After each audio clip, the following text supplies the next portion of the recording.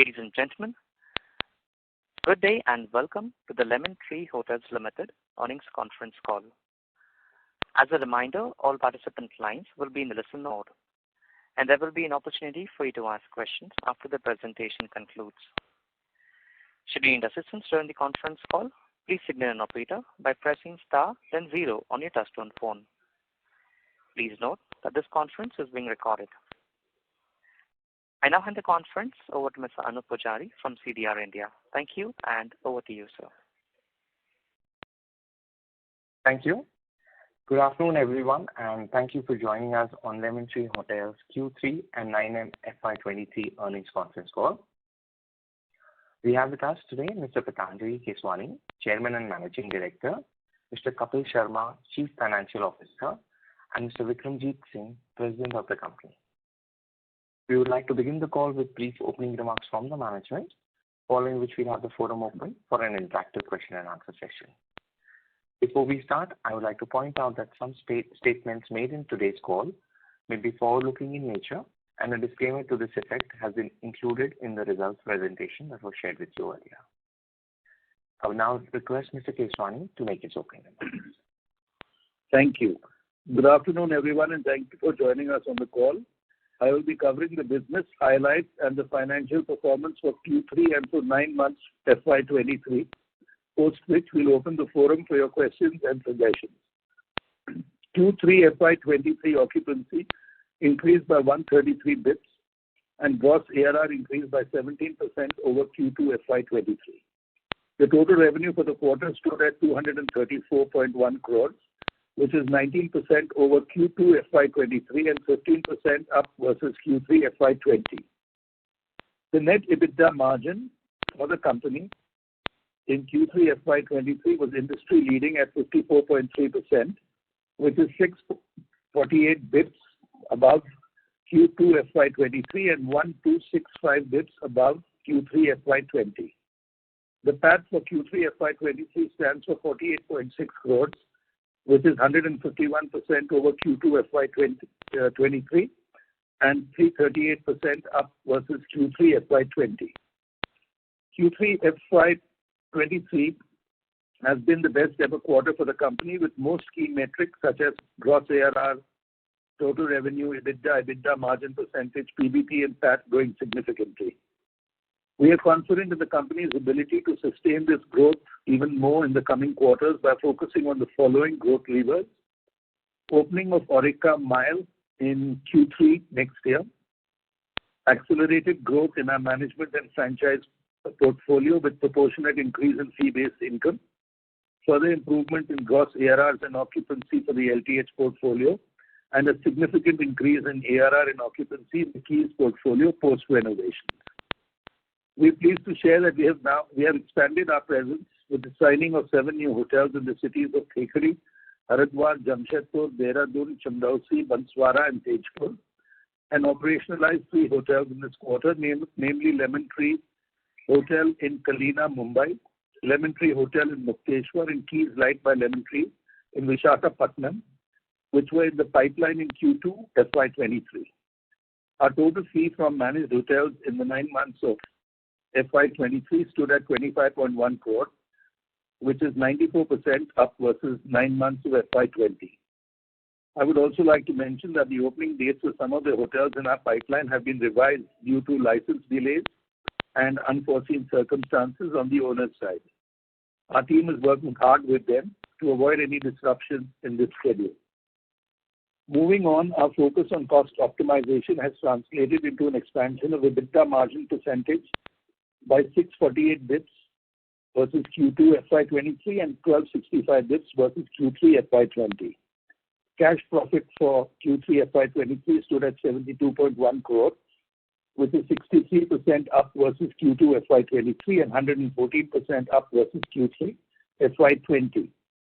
We are optimistic that we will generate more cash in the coming quarters, allowing us to fund the Aurika Mile project through internal accruals. I would like to reiterate that the construction of our largest hotel, Aurika Mile, is on track and should open by October this year. Compared to the industry, Lemon Tree's same-store hotels RevPAR is 15% is 18% up versus Q3 FY20, while the industry is 2% up. The company has outperformed in the markets of Mumbai, Hyderabad, Delhi, Bangalore, Pune, Gurgaon, and Chandigarh, while Chennai and Goa have not performed to the expected level. Lastly, diversity of team and gender inclusion is one of the key pillars of our corporate mission. We have been actively engaging with differently abled or economically, educationally, socially, or geographically challenged individuals over the years, which we classify as opportunity-deprived individuals. As we look forward, we aim to have around 30% of opportunity-deprived individuals in our team by FY26. Thank you once again for your interest and support. I'll now hand it over to CDR. Thank you very much. We will now begin the question and answer session. Anyone who wishes to ask a question may press star and 1 on their touchtone telephone. If you wish to remove yourself from the question queue, you may press star and 2. Participants are requested to use handsets while asking a question. Ladies and gentlemen, we will wait for a moment while the question queue assembles. The first question is from the line of Nihal Mahesham from Nuvama. Please go ahead. Thank you so much and good afternoon to the management. So my first question was that we've seen a strong improvement in RevPAR versus pre-COVID, and there is also a mix in terms of the corporate segment going lower and the website segment going higher. So is there a mixed element that is there if you just want to highlight that? No, well, if you look at our segment mix, if you compare it to Q3 22 and Q3 FY23, in terms of room nights, actually we did the same in room nights, but since the inventory has gone up, therefore our percentage is a little down. So when you say that, this year we have done in the portfolio 67.68%, actually Lemon Tree did 71.4% and Keys did 50.6%. Yes, in this quarter. And if you look at it from that perspective, then actually we did the same number of room nights in Q3 FY20 as we did in Q3 FY23. What changed was that corporates were a little less and the retail segment was more. And from 61-39 in Q3 FY21, 61% and 39%, it is now 55% and 45%. Got that. The second question was that generally this is a period where the corporate rate negotiations happen. There are certain other players who are looking at flexi rates. I just wanted to get a sense if we have seen a renegotiation, if we get a sense of the rates, or if there are change in contract terms that you want to highlight. So there is, but we haven't increased rates as significantly this year. So we do have fixed rates. From next October, that is this coming October, we are going to move into a little more dynamic pricing. So let me explain how this works. In Q3, what we did is whenever we were high occupancy, the lower category rooms and the lower category rates were not offered. Therefore, automatically, it was the higher category rate, room and rate that was offered even to corporates. So that in itself led to some ARR increase. So when we say that our ARR increase is 17-18%, it really means corporates were 13 and the others were say 20, on a weighted average kind of basis. Yes. And so when I look at it from October, what we will do is we will take our top 20 key accounts who we treat as filler accounts. Maybe those rates will go up 8 to 10%, and these accounts will account for about 20% of our total room nights. The other 15% of corporates, or 19%, will really be more dynamic. So we will give them we will say, you look at the website and our rate for you for the full year will be, say, 10% discount on the website or 15 or 20, depending on the size of the account and where they use us. And therefore, it will become automatically dynamic. Got that. Just to clarify then, in this last October, what is the kind of price hike you took versus pre-COVID in October 22? So see, when you look at our pre-COVID, I think we were about, let's look at that one moment. So we were 4,644 rupees in Q3 FY20, and now we were 5738. So there was a 24% hike. Now, the corporate rates were lower than this ARR that I have just given you. So in that sense, we did take the corporate rates up by 25%, and we took the non-corporate rates also up, so that the overall average was 24%. But individual segments went differently. For example, the airline segment remained flat. The travel trade segment went up 30%. OTAs and retail went up 22%. So it's a weighted average kind of thing, because the rate anyway of the retail segment was 15% higher than the corporate segment. So when I say I took both up by, say, 20-25%, the average rate of the corporate still is below the ARR of this declared ARR, which is 5738.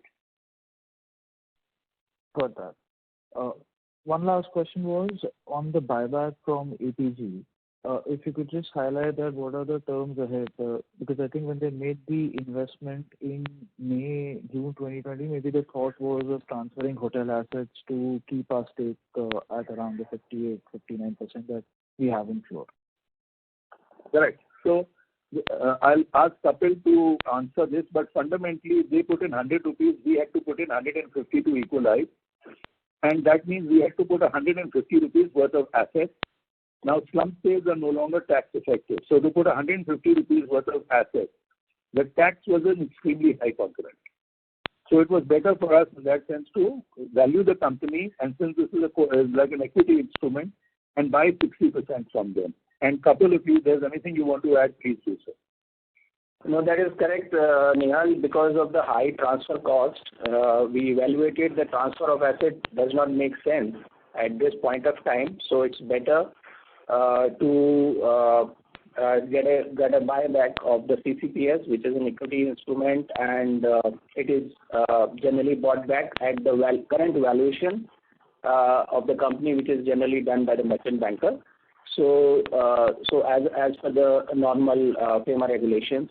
So that is what we have planned to do now, to ensure that our shareholding, Lemon Tree shareholding in Fleur remains the same as it was earlier before the issuance of CCPS. So does this take the stake to the ideal 58% that we are targeting, or there is still some more buyback that will be required? There would be some more, but major part is already happening now. There could be more, yeah. Okay. I'll come back in the queue for my further questions. Sure. Thank you. The next question is from the line of Archana Gude from IDBI Capital. Please go ahead. Hi, sir. Congrats on very strong set of numbers. I have 2-3 questions. So first, to follow up on what you discussed earlier, with this 24-25% increase in the gross ARR compared to the pre-COVID quarters, when the occupancy are still subdued. So is it fair to assume that the next leg of growth in sales would be from incremental occupancy rather than ARR? How we should look at it from the midterm perspective? In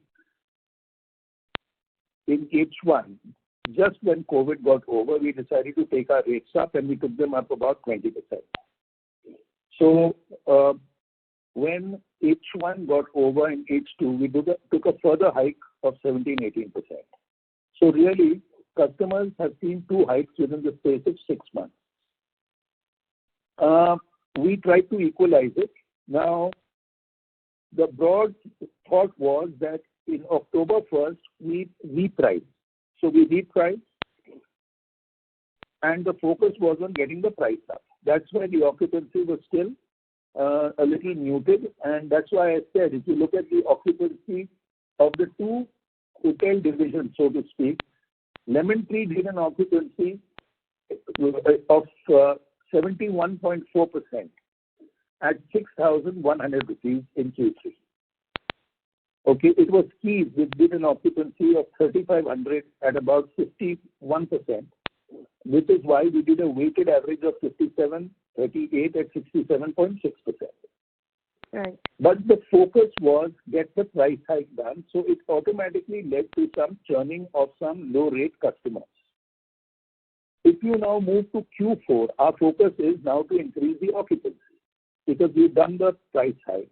And what you will find is in Q4, broadly, I expect that we will do over 75% in our in the group occupancy, which means Lemon Tree will be at 80%. And the ARR will also be above what it was in Q3. So what you are seeing is a series of steps.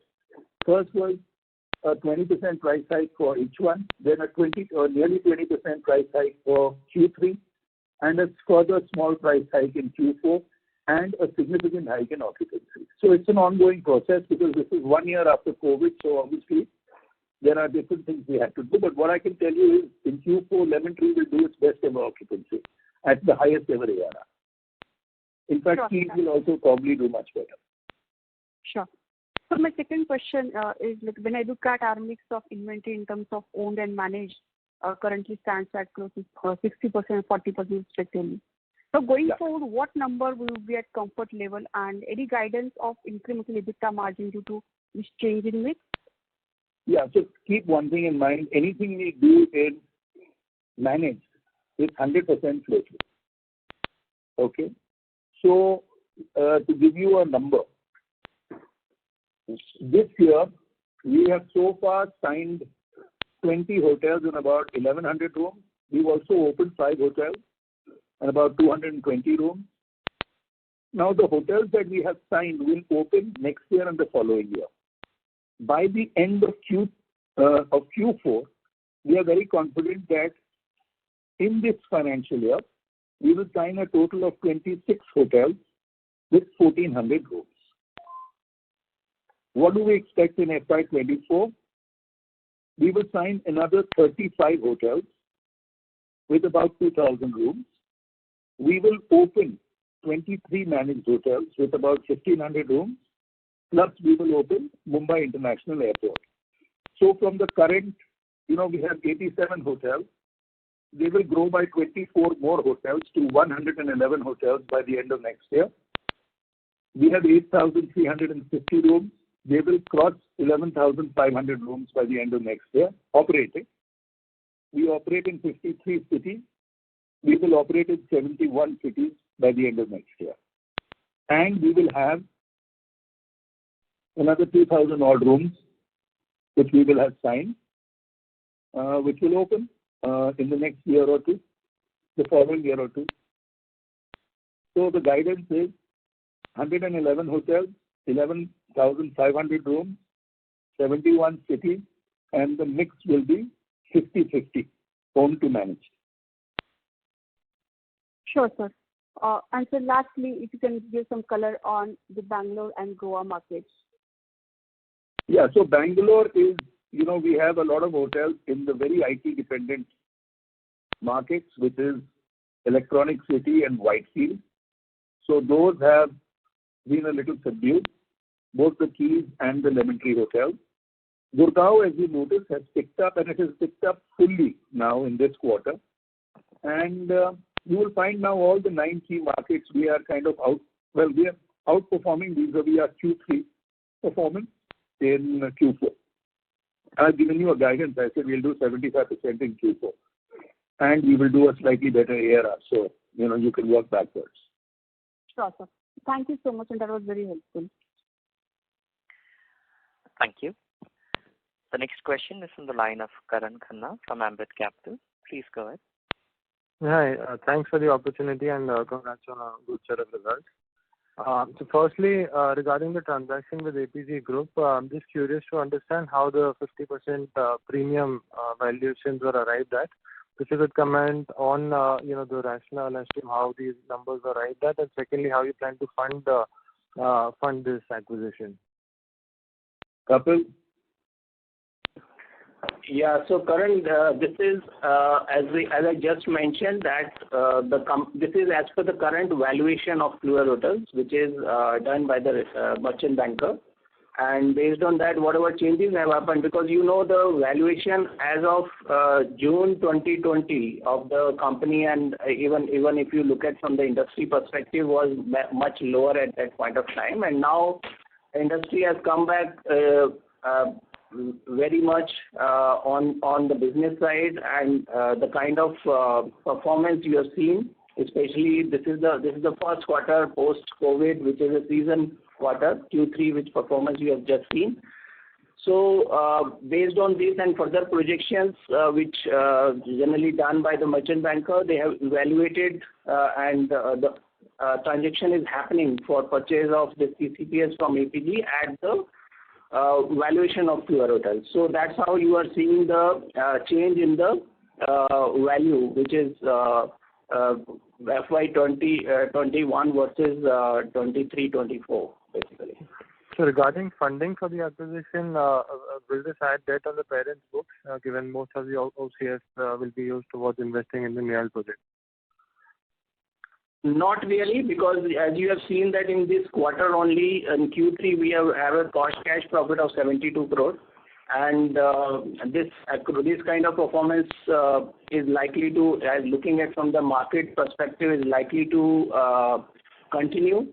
So there are a robust internal accrual in the company which can take care of this acquisition, as well as the capex which is required for the Aurika Mumbai property. So that is not a much difference from the debt level which would happen. There could be small change, but it's not a significant change which would happen from here onwards. Sure. So my second question is... Actually, Karan, if I can add something, you should look at our cash profit in Q4. You'll get an understanding of what Kapil is saying. Number two, the transfer cost of an asset. Firstly, the assets were not getting valued right. So we would have transferred it at a lower price than we felt was fair.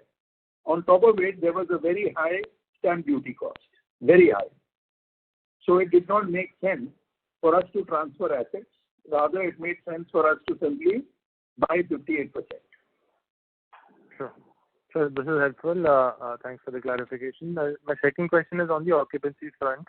So according to slide 9, while the ARRs are up across the board, occupancy is up in Lemon Tree Premier, while down 5-6% in Lemon Tree and Red Fox. Just refer to the slide. Yeah. So what I wanted to understand is if you're seeing any structural shift in demand towards more premium products like Lemon Tree Premier, and if that's the case, how should one think about occupancies and the outlook for Red Fox and Keys hotels? See, Red Fox, if you look at the occupancy change in Q3 FY23, the point is that the ARR was 20%, and it is a relatively price-sensitive market. So actually, even though occupancy came down by 5 percentage points versus Q3 FY20, the RevPAR went up 11%. And I think that's the key number, because we did not want very low-rate business there. And Red Fox was operating in a low-rate business. So when you take the ARR up to 4,300, you are really touching parts of Lemon Tree. So I would not suggest you like that. It is an ongoing process.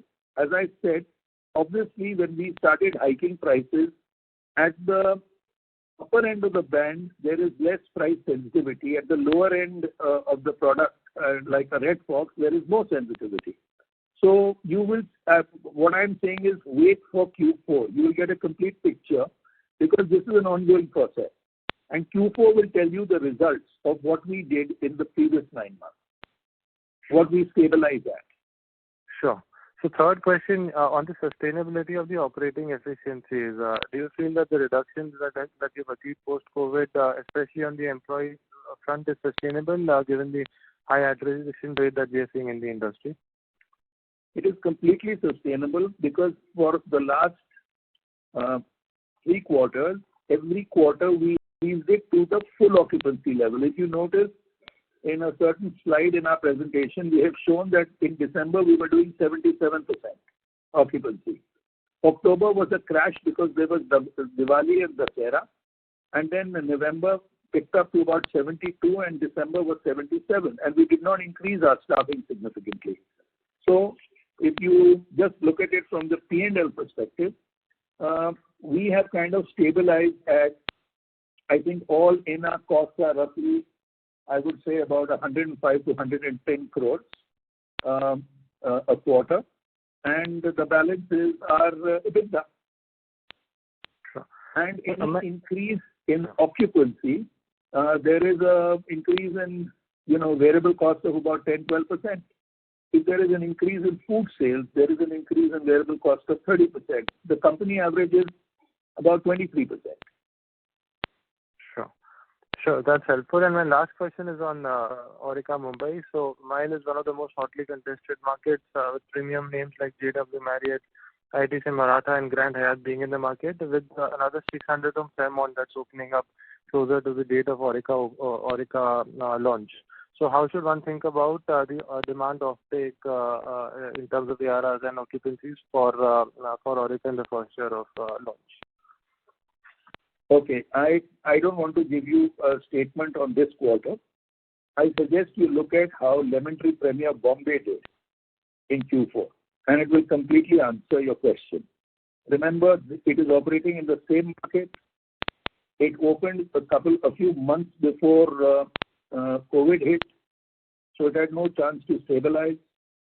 The hotel really started operating in a normal market only from April, and within 9 months from April to December, have a look at its performance in Q4. So if you look at slide 11, we have said that in Bombay, our occupancy in Q3 was only 79% at 8,500. Now have a look at it in Q4 and then ask yourself what Aurika Mumbai would do. If a 300-room hotel can do nearly 90% occupancy at 9,000 plus in Q4, then surely Aurika can do much better than that.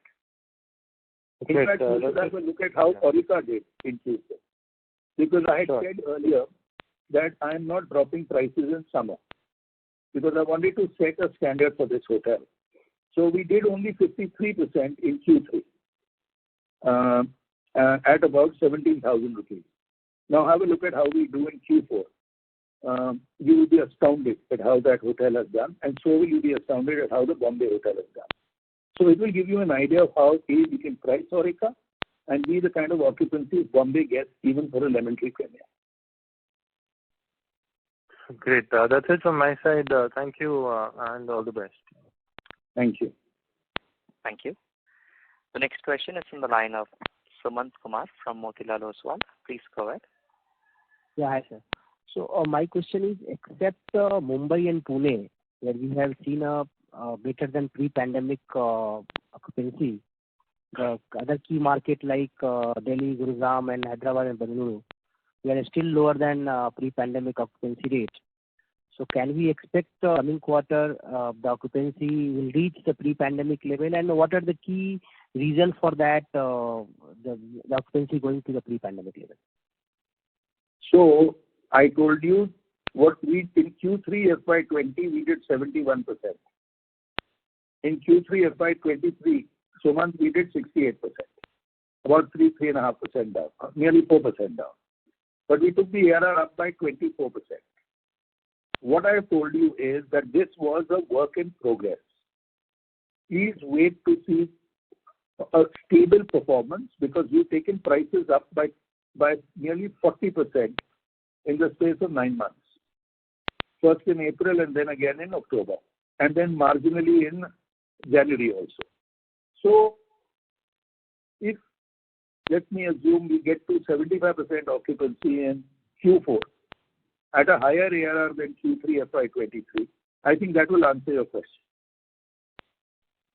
No, whatever keys, sir, we have seen it is still struggling. Sumant, your voice is not very clear. Please use the hand. Yeah. So what about the Keys Hotel? The occupancy is still at the lower side.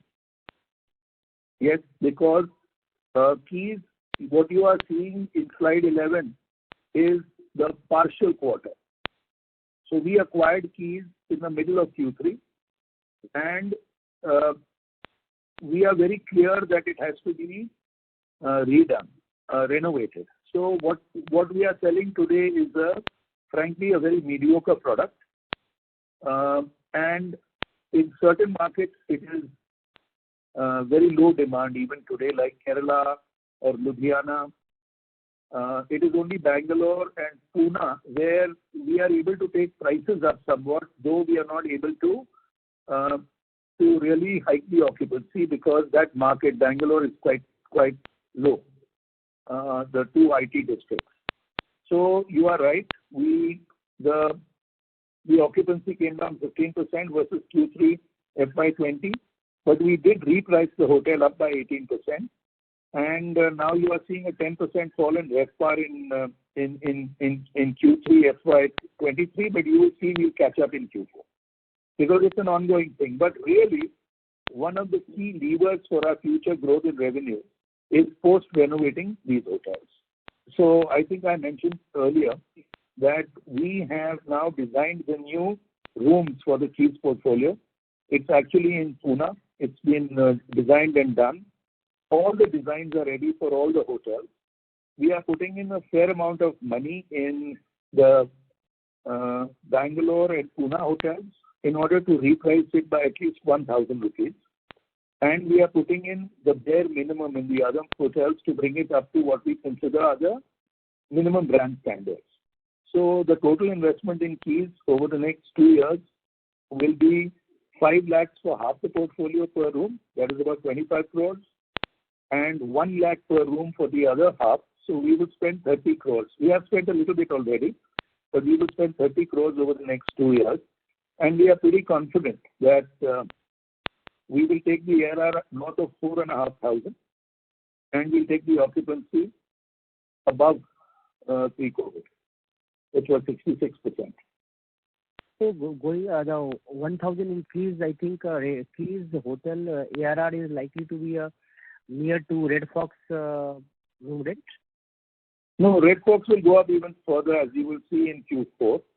So really the way to look at it is that Keys 1 year from now, or at least half the portfolio, will move to the Red Fox levels today, which is about 4,300 in Q3, and Keys did about 3,500 in Q3. So what I'm saying is that we will take it up by 700-800 rupees. But when it's fully renovated, then I think you will see it even higher. Next 2 years, all the Keys hotel will be renovated and the product quality will be improved. Correct. In all aspects, because Keys is a very tired product. You see, when we bought it, our intention was to renovate it the following summer. We had actually got approvals, etc. But COVID hit, so it was put in a phase. And for 2 years, these hotels were practically shut. So that is the problem. We can expect the occupancy will improve post renovation. What I am saying is that we will exceed 66%, which is what it did in Q3 FY20, and we will increase the price by at least 20%. Thank you, sir. Thank you. Thank you. The next question is from the line of Sanjay Satpathy from Ampersand Capital. Please go ahead. Yeah, so just wanted to confirm that the 75% occupancy you were talking about in Q4, that is against this 68% in Q3, right, sir? That is right. I'm talking group. Sorry? I'm talking about the group, including Keys, the overall occupancy. Yeah, overall occupancy, which you reported as 67.5% in Q3, will be going to 75% in Q4. Yes, about 75. Yeah. And you are also talking about increasing ARR in almost all your in the last 3 categories, that is Keys as well as Red Fox, etc. And that is where you are also talking about the price sensitiveness So why, and the fact that the prices are already up 20-30% in last 3 years, why are you taking such an aggressive stance in terms of pricing? Because we think we can get that price. We think the products are capable of that price, and if the segments above us are going 20, then we will naturally also go up 20. Understood.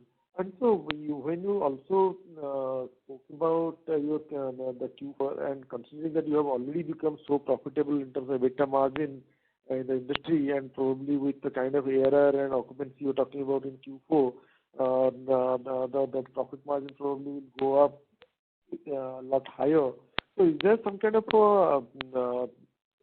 sustainable number that which you can share with us? So let me say one thing, Sanjay. No analyst believed us when we said that we will do double our income this year and we will do minimum 50% net EBITDA. And what I can tell you is that if you look at the 9 months, we have already crossed 50% net EBITDA. This quarter, I am already indirectly told you, is much better than Q3, where we did nearly 53% net EBITDA. And therefore, we will be over 50% net EBITDA, in fact, significantly over 50% net EBITDA, and certainly well over double the income of the last year. Is it sustainable? Well, this is a business that operates on demand and supply. For the next 4 years, supply will not grow more than 5%. Demand of the branded hotel room is growing at 12 to 14% annually. That was the normal situation pre-COVID, and I presume it will continue now. So therefore, you are going to, and plus a lot of hotels shut down during COVID and have not come back. Therefore, there has been a constraint in supply. There has been an improvement in occupancy. It is not linked to revenge travel. Revenge travel for leisure purposes may have occurred in the first 6 to 9 months. I don't think it will be at that level now that international travel is open.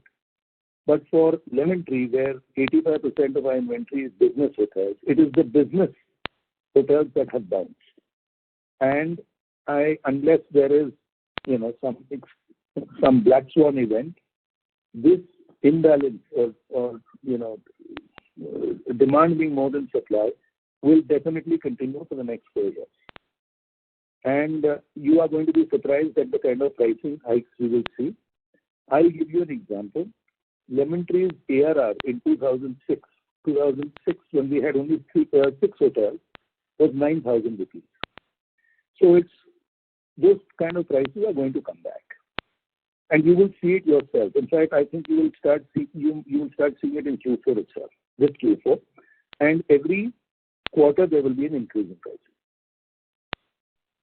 The reason why we are asking that is because we are seeing quite a few consumer durables as well as consumer companies who have taken massive price hike over the last 1 odd year, or last 3 years in fact, are starting to see some kind of a consumer backlash against prices, and several segments are starting to see a bit of a softness in demand, and almost most categories have stopped taking price hikes because of that.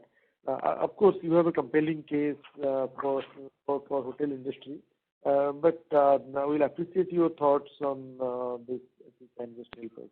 And also, let me answer that, Sanjay.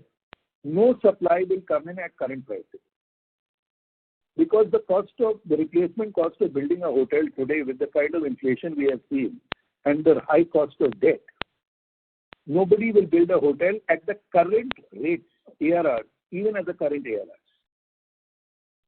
It will make sense to build a hotel, say a Lemon Tree Premier equivalent, only at an 8,500 rupee ARR. Okay? And we are still 15%, 20% below that. So, till there is a sustainable price at that level, supply will automatically be constrained. So, I would not worry about it, because this is a situation where you have to see 2 or 3 years of sustained pricing before new supply is planned. Otherwise, it's a self-regulating kind of thing, like a commodity cycle. So, Sure, some customers won't like it. They will move down. So some five-star customers will come to a Lemon Tree Premier. Some Lemon Tree Premier customers will go to Lemon Tree. Some Lemon Tree customers will go to Red Fox and so on. But we operate across the entire chain, right? We operate from Lemon Tree Premier, which is 4-star, to Red Fox, which is 2-star. So if there is a movement, it will be within our system. And what I want you to realize is, if you look at slide 11, Lemon Tree Premier's ARR in Q3 20 was slightly higher than the Lemon Tree Hotels ARR in Q3 23. Similarly, Lemon Tree Hotels ARR in Q3 20 was just slightly higher than the Red Fox Hotel ARR this quarter.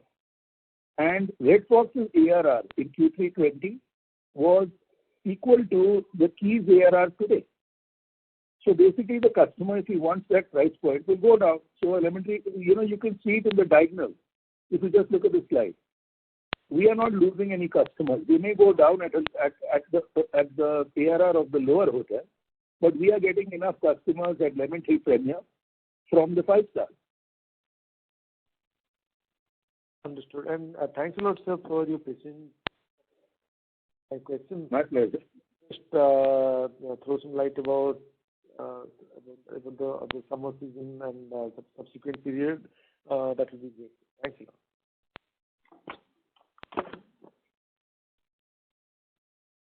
Hello? Yes, thank you.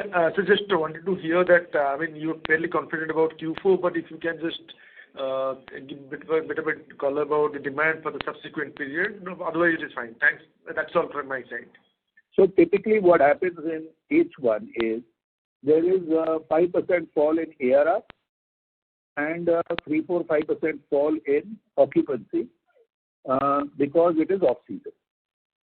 So it is like, if you look at pricing so let me explain. If pricing in summer in 1 year is $100 and in winter it goes to 120, then in summer it comes down to 110 or 112. So 100, 120, then it comes down to 112. Then it goes back to 130. So it's a step up, step down, step up, step down, and each time the step down is higher than the previous summer. That's the first point. As far as occupancy goes, if you do 60% in summer and say 72% in winter, then the next summer you will do 68, 69 if it's an upswing. And the following winter you will do 75. So again, it's a step up, step down, step up, step down.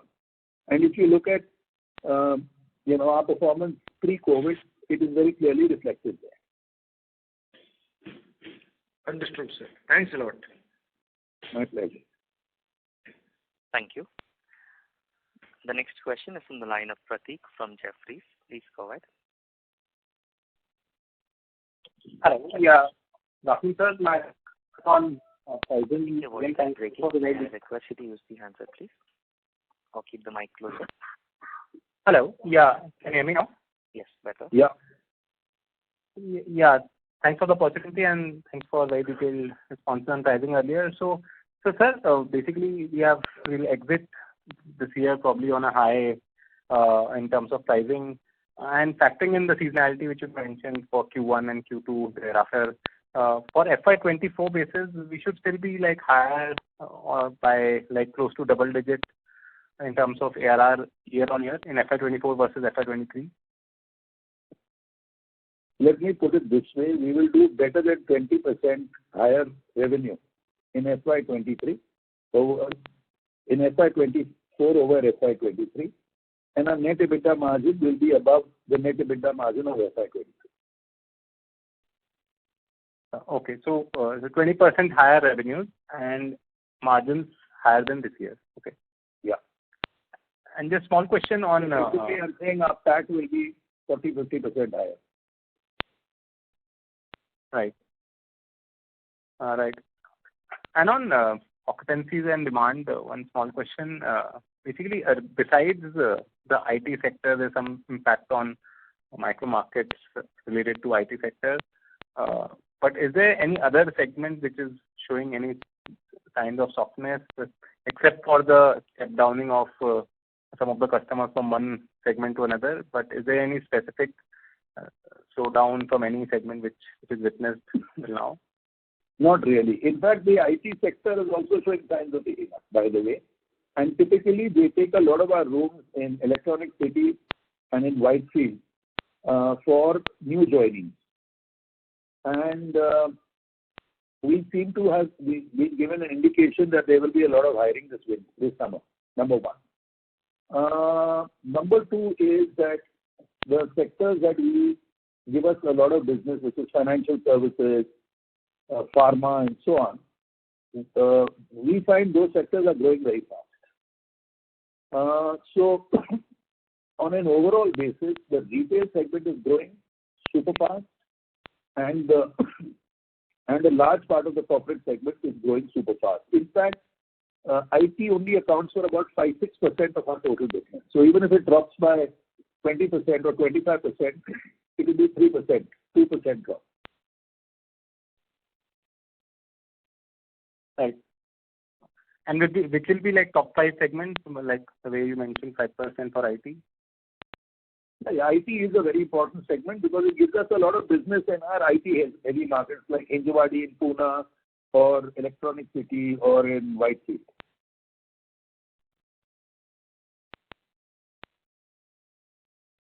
Right. No, so I was asking which would be other like top 5 segments for us, like pharma you mentioned. Pharma, financial services, auto, retail. Right. Okay. Okay. And one last. Any of the large services sectors. See, when the Indian economy is growing at 6%, 7%, the services sector is growing at 10%. Manufacturing maybe at 4%, now maybe higher because of PLI, and agriculture is anywhere from 1 to 3%. We are 85-90% dependent on the services sector. So if it grows at 10%, then our demand normally grows at 1.2, 1.3 times that. So that is why when I say demand for branded hotels is growing 12, 13%. In fact, my guess is it will be even more now. It is just for this reason. Retail sector growing and these segments of the... Now, what is not come back fully is the foreigners. Typically, foreigners account for 10% of our revenue.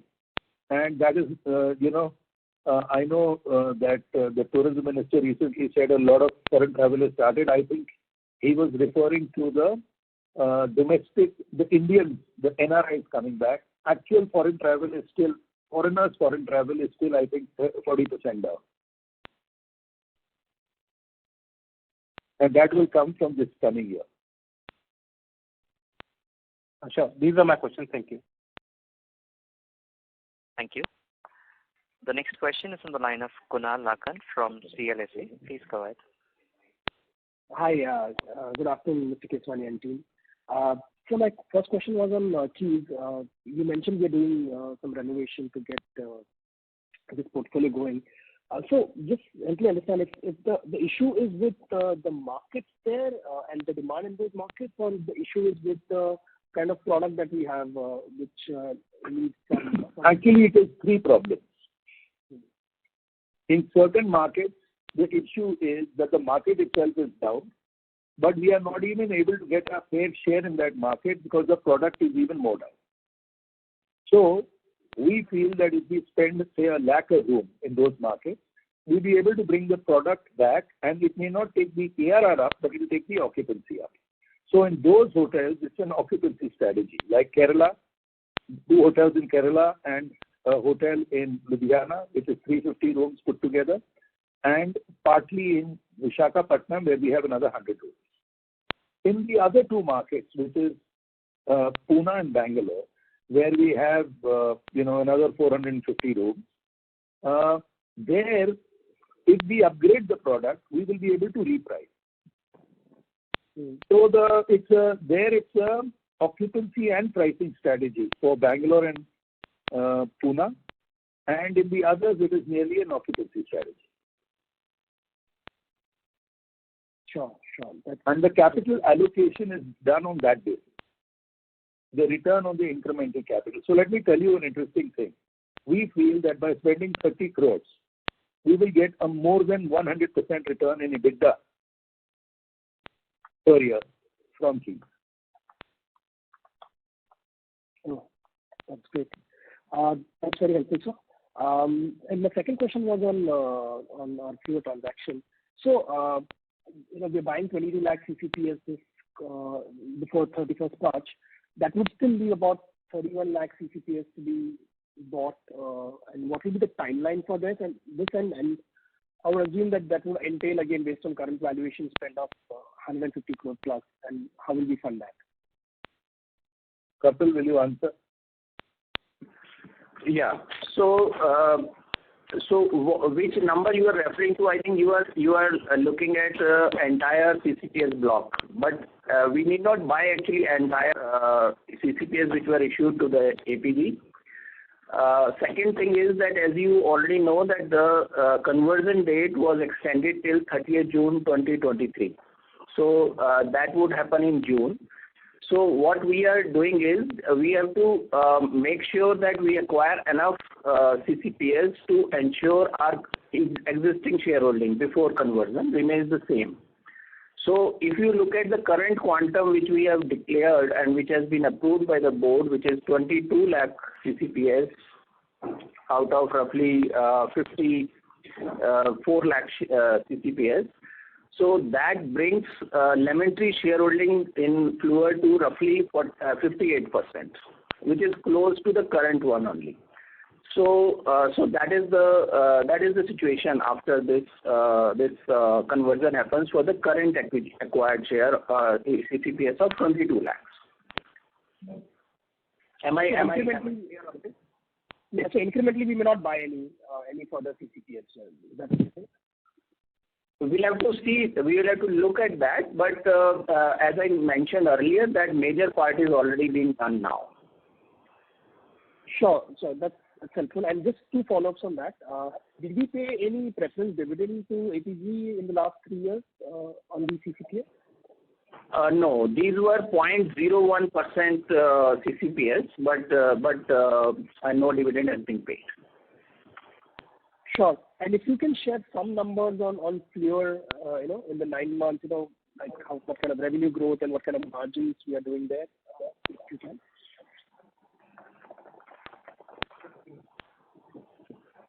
So I think we'll share with you offline about this, because we do not in our earnings presentation bifurcate in that manner, because it's by brand, by market, and on a group level. Sure. I'll take it offline. Thanks so much and all the best. Thank you. Thank you. The next question is from the line of Rajiv from DAM Capital. Please go ahead. Yeah, good afternoon, sir. Thanks for the opportunity. So on the CCPS thing, so another 18-19% needs to be bought. So the valuation will be recalibrated from here onwards, or the current valuation will hold for that? No, as per SEMA regulation, whenever you do a transaction, you have to get a current valuation done at the time of the transaction. So it would depend on what valuation comes at, if there is any further transaction. And is it possible to provide what is the, let's say, ARR assumption for Aurika Bombay you have taken? I mean, the banker considered in. I had said 12,500. The first stable year, which will be obviously FY25. But we are pretty confident we'll stabilize it if we open it in October. October and November will be very low months because of Diwali now moving into November in this year, and Dussehra being in October. So during that period, people generally don't travel, whether it's definitely not for business reasons. So that is why you will see this year, in this last 9 months, in October, we only did 54%, which was actually low because we had also repriced. So our thought is that Aurika, I had earlier given a guidance, would do 12,500 rupees.